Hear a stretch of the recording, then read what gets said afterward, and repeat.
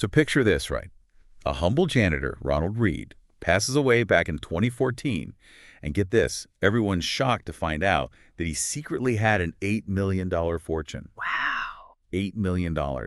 All from, get this, patiently investing in blue chip stocks over decades. It's incredible. It is. It is. It really makes you think, what are the real keys to financial success?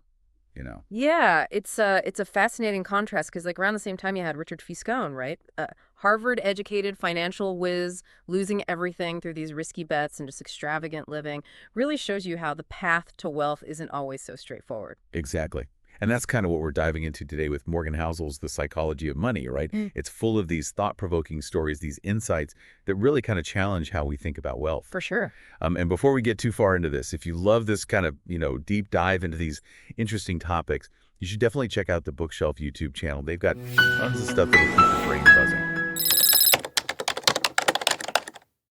All right, so getting back to Housel, one of the most, I think, interesting points he makes is how our own experiences with money, even if they're just like a tiny, tiny snapshot of history, can totally shape our beliefs about money. Yeah. Like, my grandparents, they lived through the Depression. They were always super careful with money, even when they had plenty, Right. It was like that experience just created this permanent lens through which they viewed their finances. Like it was... Yeah, that's a great example of what House is getting at. He actually highlights this research by economists Ulrich Malmendier and Stefan Nagel, and they found that people's comfort with risk is heavily influenced by the economic conditions they experienced early in life. So those who came of age during high inflation tend to be way more cautious investors later on. It makes you wonder how much of our financial decision-making is driven by these almost like subconscious biases from our past. Totally. I mean, we create these narratives about money based on just our limited experiences. And those narratives can sometimes, lead us astray. Yeah. Speaking of narratives, Housel tells this wild story about Bill Gates and his early access to computers. Did you know that back in the 60s, Gates went to one of the only high schools in the world that actually had a computer?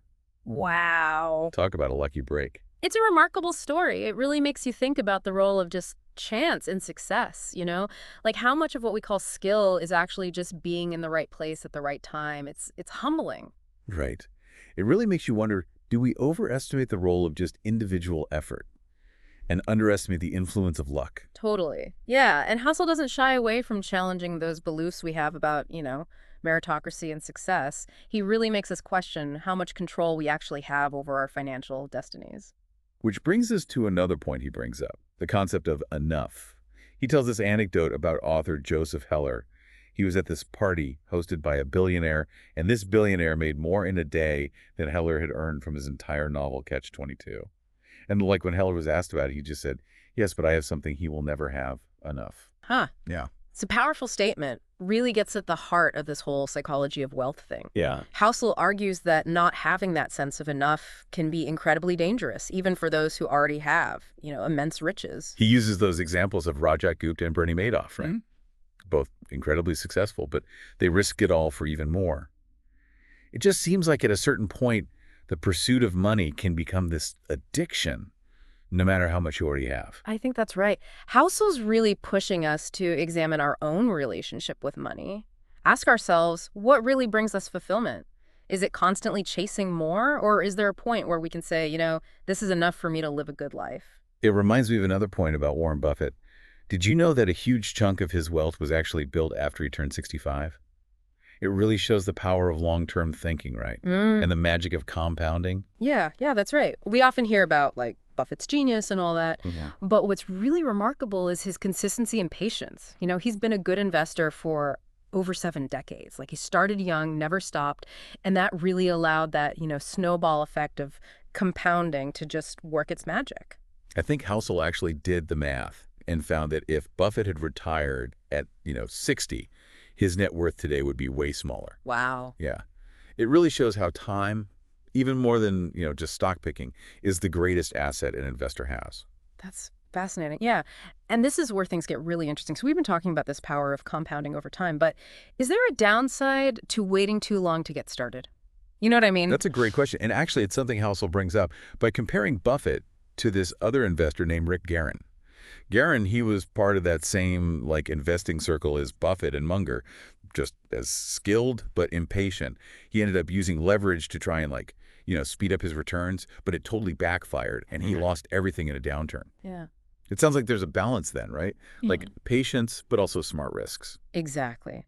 Housel talks about this survival mentality when it comes to investing. He compares it to counting cards and blackjack. Like, even if the odds are in your favor, you don't bet the entire farm on one hand because one bad outcome, it could wipe you out. Right. Pretty powerful analogies. So, like, how does that apply to actual investing in the real world? It means knowing that avoiding those huge losses, those catastrophic losses, is the most important thing. Mhm. Sometimes that means holding cash, even if it feels like you're missing out on potential gains. Having that cash can keep you from being forced to sell at, like, the absolute worst time. So it's not just about making the most money, but like protecting yourself from the downside. Right. Staying in the game for the long haul is key. And sometimes that means putting preservation ahead of immediate gratification. Housel, he uses this story of Jesse Livermore, this legendary trader who actually made and lost multiple fortunes throughout his career. Whoa, really? Oh, yeah. What happened? Like, what caused such wild swings? Livermore was brilliant. Like, he could read market trends like nobody's business, but his weakness was managing risk. His emotions got the better of him, and that led to his downfall. It really reinforces Housel's point that, consistently not messing up is more important than always trying to hit those home runs. So discipline, controlling your emotions, Yeah, just as important as intelligence and market knowledge, right? exactly. And this brings us to another interesting concept, those tails that Housel talks about. Those extreme events, like way out on the bell curve, often account for most of the results. Huh. So give me an example, like how do tails play out in real life? Sure. So think about venture capital, like a small number of wildly successful investments. Those drive the returns for a whole portfolio, or in the stock market, right? Hmm. Few companies like Apple or Amazon, they have this huge impact on how the index performs. Even individual careers, they can be shaped by a few key decisions or those random moments of luck. So these rare, unpredictable events, they can have a huge impact on our finances. Exactly. And Housel's point is that it's often how we behave during those panic-inducing moments, those times when everyone's freaking out, that really determines our long-term success. He even quotes Napoleon's definition of a military genius: the man who can do the average thing when all those around him are going crazy. That's a striking image, like Mhm. staying calm when everything's going haywire. That's key to navigating the financial world. Exactly. It's having that mental toughness to stick to the plan, even when emotions are running high. Speaking of plans, Housel brings up this anecdote about Harry Markowitz, Nobel Prize-winning economist, but instead of using these complex models, he chose this simple 50-50 stock-bond allocation for his own investments. Really? Why would someone so brilliant choose such a basic approach? Because he realized that minimizing future regret was more important to him than trying to perfectly optimize his returns. It highlights the idea that sometimes what seems irrational on paper can actually be super beneficial in the real world, especially when it comes to managing our emotions and sticking with a plan for the long run. So sometimes it's not about making the absolute most money possible. It's about finding an approach that lets you sleep at night. Precisely. And that brings us to another point: Housel's take on pessimism. He says how pessimism often sounds smarter than optimism. Like, if you predict doom and gloom, you must be in the know. Right. It's like if you're optimistic about the future, you must be naive. Yeah. But Housel points out that pessimism can be misleading because it tends to focus on the recent past, those threats we see, but it ignores long-term progress, historical context. It creates this story of impending disaster that often has nothing to do with reality. It's like that story Housel tells about the Detroit Free Press dismissing the possibility of human flight right before the Wright brothers took off. Exactly. It's a great example of how our ideas and stories can blind us to what's possible. We get so focused on what we think we know or what we're afraid of that we don't consider other possibilities. And Housel argues this tendency to focus on the negative played a role in the 2008 crisis, right? Yep. We basically talked ourselves into a recession by freaking out about the housing market, even though our ability to grow economically hadn't really changed. Yeah. It shows how our perceptions and beliefs, both individually and as a group, can actually impact outcomes in the financial world. We can literally create those self-fulfilling prophecies with our narratives and expectations. That's a little scary. So if our stories can be so powerful, How do we make sure we're not being misled by our own biases and fears? That's where Housel's final point comes in, the limits of our own knowledge.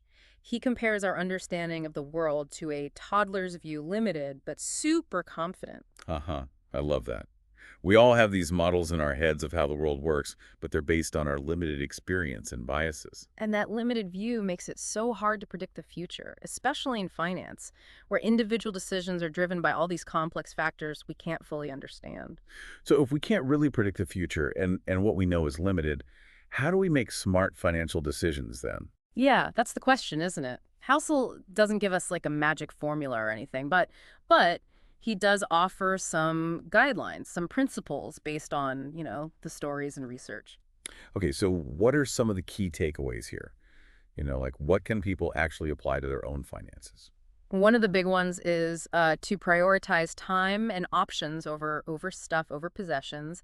He says money is most valuable for the freedom and flexibility it gives you. Yeah, I like that a lot. It's easy to get caught up in that, chasing the next shiny thing, Mm. but it's really about having control over your time and choices. Hmm. Right? That's what makes you happy. Exactly. And that goes along with his next point about being kind and humble. Flashing your wealth around rarely earns respect. It's the quiet acts of generosity and compassion that make a difference. It's a good reminder that real wealth isn't about how much you have, but how you use it, right? Right. Housel also says it's important to save consistently, even if you don't have a specific goal in mind. Life happens, things come up, and having that financial cushion gives you peace of mind, keeps you from making bad decisions when times get tough. Yeah, yeah. Like that saying, expect the best, but prepare for the worst. Having some savings gives you options. Absolutely. And he also says that success, it comes with a cost. There will be sacrifices, setbacks, times when you doubt yourself. You got to acknowledge those costs and be willing to pay them. It's like there are no shortcuts to anything worthwhile. No, there aren't. He also talks about embracing room for error, and no plan is perfect. So build in some buffers, some wiggle room. Don't over optimize things to the point where one little setback throws everything off. That makes sense. Got to have a margin of safety so you can handle the tough times without getting completely derailed. Right. And finally, Housel really encourages us to make financial decisions that line up with our goals and values. There's no one right way to handle money. What works for one person might be terrible for another. So it's about defining what financial success looks like to you, not what someone else tells you it should be. Yeah, and that raises a question for everyone listening right now. What does financial independence look like for you? And what can you do today to get closer to it? That's a great question to think about. For me, I think it's about having the freedom to pursue the things I'm passionate about, make a positive impact without always worrying about money. That's a great vision. And remember, financial independence doesn't have to mean being super rich. It's about aligning your money with your values. Housel's pretty open about his own approach, right? Yeah. He likes simplicity, low-cost index funds. It works for him, but he knows it might not be right for everybody. Yeah, and that's a big takeaway from all of this. There's no single answer when it comes to money. The important thing is to be intentional, find an approach that works for your own life, your own goals. So as we wrap up our deep dive into the psychology of money, I want to leave you with this thought. Take some time to think about your relationship with money. What are your goals? What are you afraid of? And most importantly, are your financial decisions serving you, or are you serving them? Figure out what works for you, build a financial life that supports your vision for the future,